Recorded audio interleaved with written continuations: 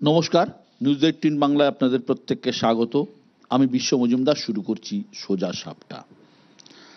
আমরা যারা রাজনীতি চর্চা করি, আমরা যারা রাজনৈতিক সাংবাদিকের কাজ করি, তাদের অনেকেই সাঞ্জু সম্পর্কে নিশ্চয়ই জানেন।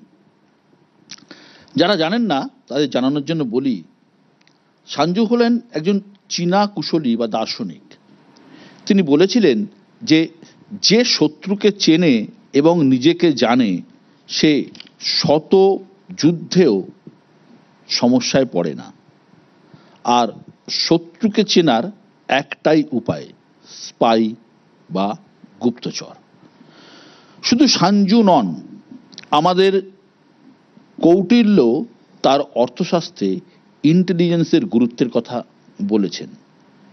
এই উপমহাদেশে ভারত পাকিস্তান শত্রুতা যতটা পুরনো, ইন্টেলিজেন্সের লড়াই ততটাই পুরনো।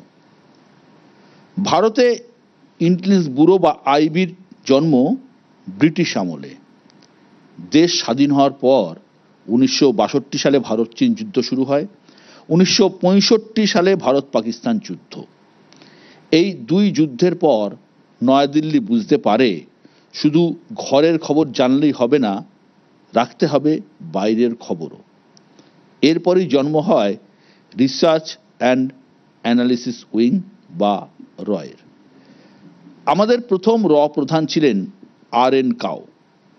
সীমান্তের ওপারে ততদিনে ফুলে ফেঁপে উঠেছে ইন্টার সার্ভিসেস ইন্টেলিজেন্স বা ISI। দু দেশের এই ইন্টেলিজেন্সের লড়াইয়ের গল্প আমরা শুনেছি। পাক ভারত সম্পর্কের উত্তাপ যতটাই বেড়েছে, ততটাই জটিল হয়েছে এই চরবৃত্তির জাল। সোশ্যাল মিডিয়ার এই রমরমার যুগে হাতে হাতে মোবাইল, হাতে হাতে ক্যামেরা, আর পাড়ায় পাড়ায় ব্লগার। এমনই সময় সামনে এলো চরবৃত্তির নতুন ছক। ব্লগার যখন গুপ্তচর, সীমান্তে যখন ড্রোন মিসাইলের হানা, তখন ঘরের এই বিপদ কিভাবে সামলাবেন আমাদের গোয়েন্দারা। অপারেশন সিঁদুর বদলা নিয়েছে পহেলগাঁওয়ের, কিন্তু এই হত্যালীলার 1 মাস পরও অধরা সেই 5 জন জঙ্গি।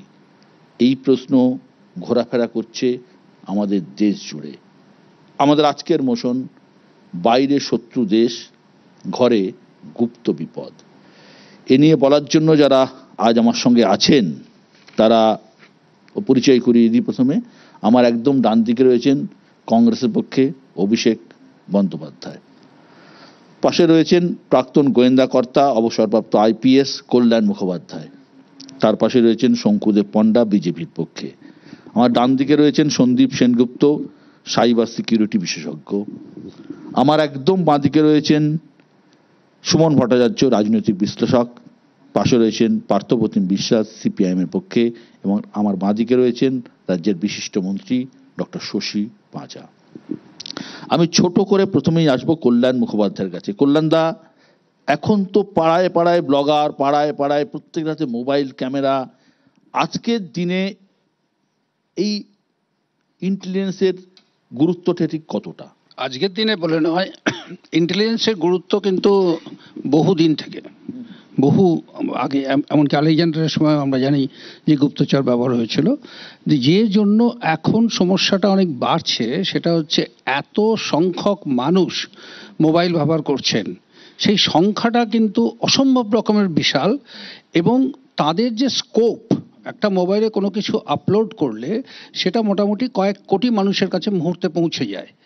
তো সেইটার ভেতর দিয়ে কারা কারা কে কি করছেন, সেটাকে খুব সিস্টেমেটিক্যালি যদি ধরতে হয়, তাহলে কিন্তু আমাদের যে যারা এই কাজগুলো করেন, কেন্দ্রীয় এজেন্সি এবং আমাদের রাজ্যে যারা রয়েছেন, তাদের কাছেও এটা কিন্তু পরিষ্কার ইংরেজিতে বলতে গেলে একটা ম্যামথ টাস্ক, বিরাট একটা জায়গা, বিরাট একটা ব্যাপার এটাকে সিস্টেমেটিক্যালি করার। এবং যেরকম বাই লিপস অ্যান্ড বাউন্ডস এটা এগিয়ে চলেছে, এত তাড়াতাড়ি এটা ডেভেলপমেন্ট হচ্ছে। আপনারা জানেন যে কয়েক মাসের মধ্যে AI যে জায়গায় নিয়ে পৌঁছে গেছে, আর্টিফিশিয়াল ইন্টেলিজেন্স, এবং তারও প্রয়োগ চলছে, এবং সেই প্রয়োগ খুব সাধারণ মানুষের হাতেও পৌঁছে যাচ্ছে। সুতরাং এখন কিন্তু তথ্য নেওয়া এবং সেই তথ্য বাইরে ছড়িয়ে দেওয়া, এটা কিন্তু খুব কম সময়ের মধ্যেই সম্ভব হচ্ছে। তাই এটা একটা, যেটা বলছিলাম, এটা একটা বিরাট একটা জায়গা, যে জায়গাটাতে পৌঁছতে গেলে, এবং প্রত্যেকটি মানুষ, একটা দেশের কোটি কোটি মানুষকে তো, প্রত্যেকটি মানুষকে তো পর্যবেক্ষণে রাখা যায় না। তো সেখানেও কিছু স্যাম্পল করা, কিছু উদ্দেশ্য খুঁজে বার করা, কাজটা বড় বড় কাজ, চলছেও, করছেও এজেন্সিগুলো সেরকমভাবে।